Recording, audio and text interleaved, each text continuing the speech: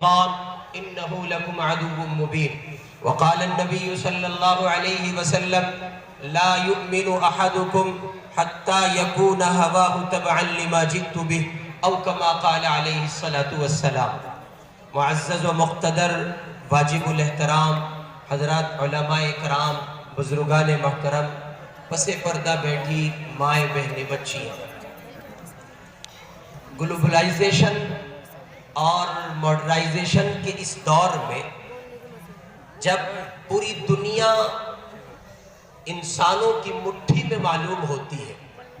اور بظاہر ایسا لگتا ہے کہ لندن و جاپان، پیرس و انگلینڈ بیٹھے ہوئے بندے بھی ہندوستان کی گلیوں کا سفر کر رہے ہیں، اور ہندوستان میں رہنے والے افراد یہ محسوس کرتے ہیں کہ وہ یو کے اور یو ایس عرب امارات میں بآسانی اس ماڈرنائزیشن کے تحت سفر کر کے واپس آ چکے ہوتے ہیں۔ جتنی آسانیاں، جتنی سہولتیں، جتنی راحتیں اور کہیے کہ جتنا کچھ جدت پسندانہ نظام مجھے اور آپ کو اس دور میں میسر آیا ہے،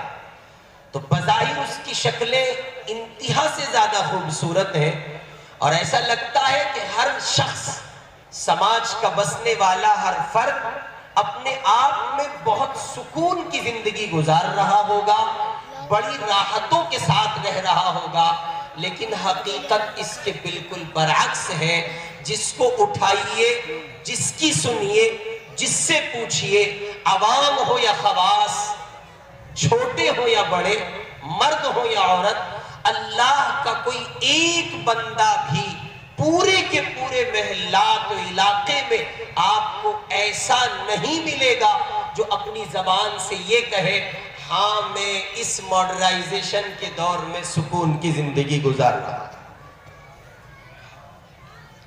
جبکہ ہونا یہ چاہیے تھا کہ اتنی سب جدت بھری چیزوں سے مزین اس دور میں راحت ہی راحت ہوتی، اس لیے کہ ہر چہار جانب نعمتوں کا ایک سلسلہ ہے، اور لوگ بہت دور جو ایک دوسرے کے ہیں ظاہری شکلوں پر، وہ بہت قریب محسوس ہوتے ہیں۔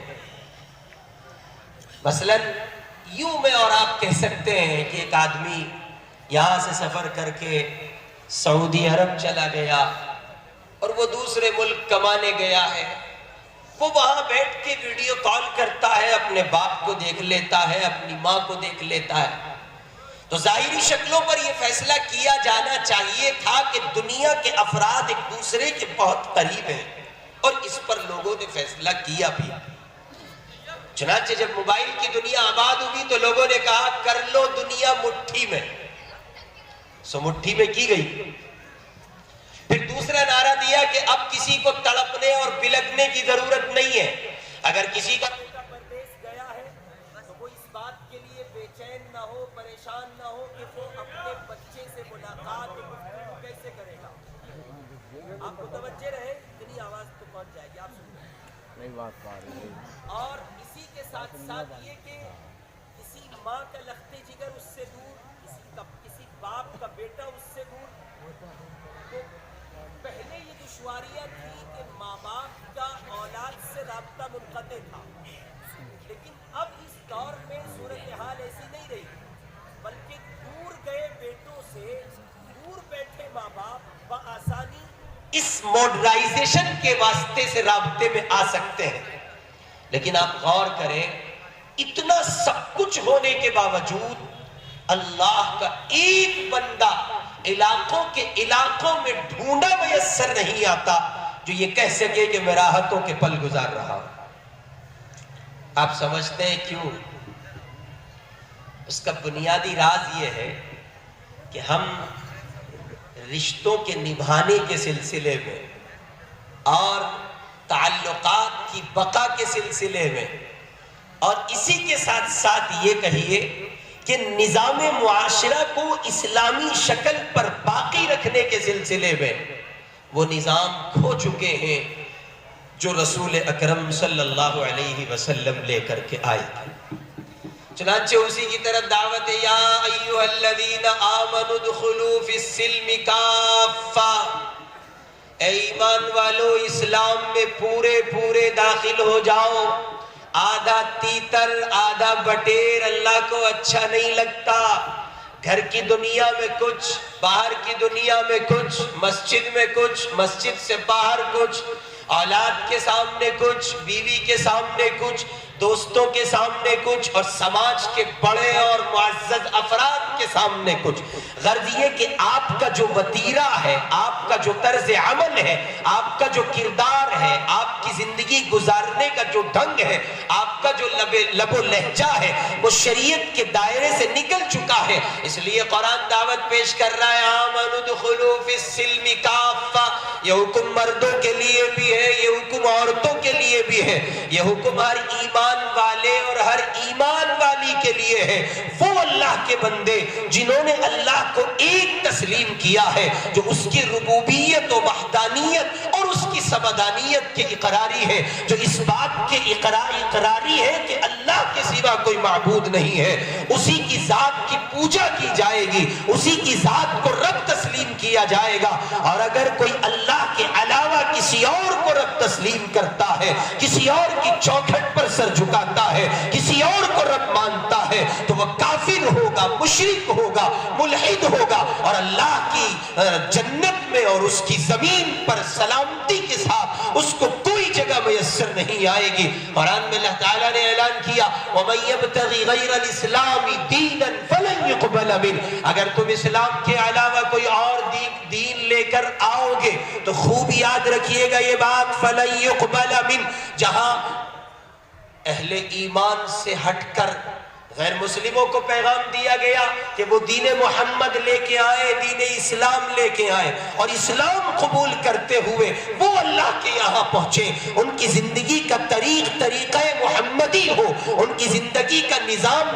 اسلامی ہو. اگر وہ اسلام کے علاوہ کوئی اور چیز لے کر کے آتے ہیں، وہ کسی اور مذہب کے پیروکار بن کے آتے ہیں، وہ چاہے یہودی ہو، نصرانی ہو، مجوسی ہو، وہ ہندو ہو، دلت ہو، وہ کسی مذہب کے پیروکار ہو، ہر ایک کے لیے عمومی اعلان ہے وَمَن يَبْتَغِ غَيْرَ الْإِسْلَامِ دِينًا فَلَن يُقْبَلَ مِنْهُ. اگر تم اسلام کے علاوہ کوئی اور دین لے کر کے آتے ہو تو خوب یاد رکھو فَلَن يُقْبَلَ مِنْهُ، اللہ قبول نہیں کرے گا. جہاں اس آیت میں پیغام غیر مسلموں کے لیے ہے، وہیں اہل ایمان کو بھی مخاطب کیا جا رہا ہے. اگر تم دین محمد پر چل کر اگر دین اسلام کو قبول کر لینے کے بعد طریقہ محمد کو ٹھکراتے ہو اور تمہاری زندگی اغیار کے طریقے سے لبریز ہے اور ان کے طریقوں سے مزین و مالا مال ہے اور محمد عربی کا نظام ٹھکرا کے آتے ہو فَلَن يُقْبَلَ مِنْهُ. ہاں آپ حاجی جی بھی ہیں، نمازی صاحب بھی ہیں، اور آپ چودھری صاحب بھی ہیں، اور نہیں معلوم آپ کی زندگی کن کن عہدوں سے اور نہیں معلوم کن کن ٹھپوں سے مزین ہے. لیکن یاد رکھیے اگر زندگی گزارنے کا طریقہ وہ نہیں ہے جو جناب نبی اکرم صلی اللہ علیہ وسلم نے تعلیم فرمایا، آپ کے اصحاب کی تربیت آپ نے فرمائی اور پھر وہ مجھ تک اور آپ تک پہنچا، تو یاد رکھیے گا اللہ یہ اعلان کر چکے ہیں فَلَن يُقْبَلَ مِنْهُ، ہم قبول نہیں کریں گے.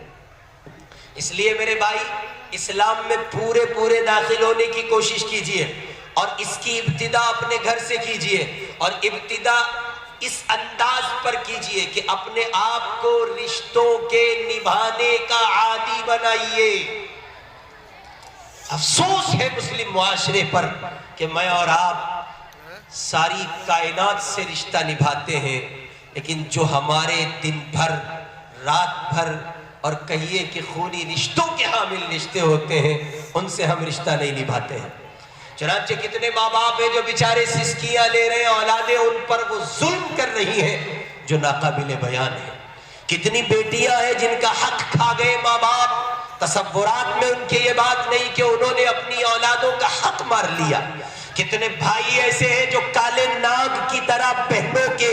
وراثت کے مال پر جمے ہوئے ہیں اور وہ ہٹنے کا نام نہیں لیتے ہیں. اور کتنے شوہر ایسے ہیں جو اپنی بیویوں کے لیے درد سر بنے ہوئے ہیں. کسی کی بیٹی اور بہن کی زندگی جہنم بن چکی ہوئی ہے، انہوں نے کردار نہیں پڑھا جناب نبی پاک علیہ السلام کا۔ حضور پاک سے بڑھ کر دنیا میں کوئی باپ نہیں ہو سکتا، اللہ کے محبوب سے بڑھ کر دنیا میں کوئی شوہر نہیں ہو سکتا، حضور پاک سے بڑھ کر کوئی بیٹا نہیں ہو سکتا، حضور پاک علیہ السلام سے بڑھ کر کوئی کہیے کہ کوئی بھائی نہیں ہو سکتا۔ اگر آپ اپنے کردار میں کچھ کرنا ہی چاہتے ہیں تو ایک اچھے باپ بننے کی کوشش کیجئے، ایک اچھا بیٹا بننے کی کوشش کیجئے، ایک اچھا بھائی بننے کی کوشش کیجئے، ایک اچھا شوہر بننے کی کوشش کیجئے، اور آپ اپنی ذات کو اس طور پر سماج میں، گھر میں، معاشرے میں اور سماج کے افراد میں پیش کیجئے۔ اللہ کے کسی بندے کو، وہ کسی مذہب کا کیوں نہ ہو، وہ کسی سماج کا کیوں نہ ہو، وہ کسی برادری کا کیوں نہ ہو، وہ کسی علاقے کا کیوں نہ ہو، آپ اگر مسلمان ہیں تو اپنے آپ کو کچھ اس انداز پر معاشرے میں پیش کیجئے، آپ کی ذات سے اللہ کے کسی دوسرے بندے کو تکلیف نہیں پہنچنی چاہیے۔ اور ظاہر ہے کہ اس کی ابتدا آپ گھر سے باہر نکل کر نہ کریں تو اچھا ہے، اس کی ابتدا کی ضرورت آپ کے گھر والوں کو کہیں